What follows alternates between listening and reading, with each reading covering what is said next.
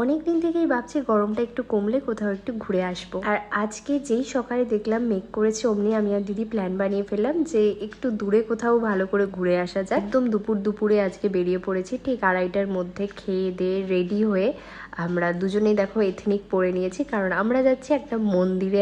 আজকে সকাল থেকে একদম রোদ নেই, গরমটাও হালকা একদম, আর সুন্দর হাওয়া দিচ্ছিল। আজকে সানগ্লাসের একেবারেই দরকার ছিল না, আর আজকে আমি সানগ্লাস পরে বেরিয়েছি।